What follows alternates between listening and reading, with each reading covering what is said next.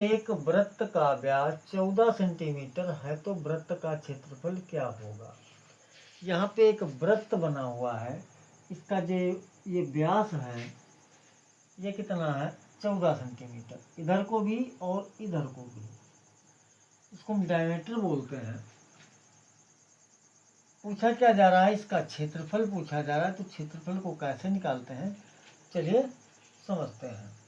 तो सबसे पहले हम यहाँ पे लिखेंगे हल। अब उसके बाद में हम देखते हैं हमारे क्वेश्चन में हमारे पास में क्या क्या दिया हुआ है। तो यहाँ पे दिया हुआ है वृत्त का व्यास बराबर कितना दिया है 14 सेंटीमीटर। जब वृत्त का व्यास 14 सेंटीमीटर है, यानी पूरा यहाँ से यहाँ तक 14 सेंटीमीटर है, हमको त्रिज्या निकालनी है। तो हमेशा व्यास जो होता है वो त्रिज्या का 2 गुना होता है। तो व्यास यहाँ 14 है तो त्रिज्या इसकी आधी हो जाएगी। तो यहाँ लिख लेते हैं वृत्त की त्रिज्या बराबर 14/2। या इसका छोटा सा सूत्र है उसको भी लिख लेना, व्यास बटे 2, त्रिज्या बराबर व्यास बटे 2। तो इसको हम लिख लेते हैं 14/2। 2 करना 2, 2 सते 14। फाइनल में कितना आ गया 7 सेंटीमीटर हमारी जो त्रिज्या निकली है।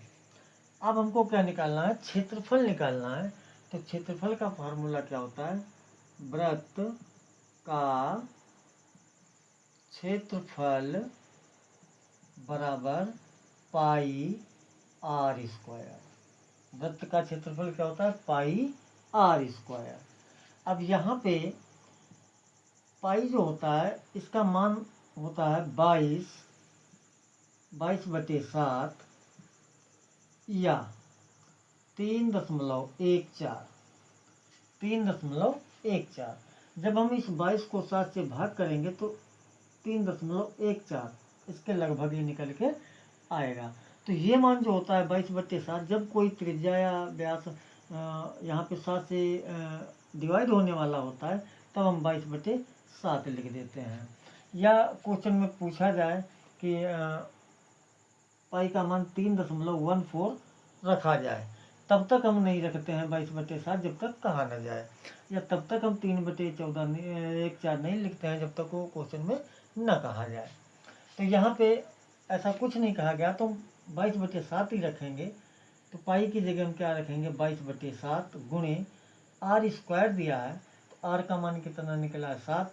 तो यहाँ हम 7 का स्क्वायर कर लें या इसको 7 गुणे 7 इस तरीके से लिख लेंगे तो ज़्यादा समझ में आएगा। अब इस 7 से 7 कैंसिल हो जाएगा, कोई एक साथ कैंसिल कर दो, बाकी जो बचा है 22 गुणे 7। तो 22 और 7 की गुणा करोगे तो कितना हो जाएगा 22 सत्ते 154 हो जाएगा। तो 154 जो निकला इसका क्षेत्रफल निकला है वर्ग सेंटीमीटर। ये इसका हमारा पूरे वृत्त का क्षेत्रफल निकल आया है। तो आशा करते हैं कि ये जो क्वेश्चन है आप लोगों को अच्छे से समझ में आ चुका होगा। धन्यवाद।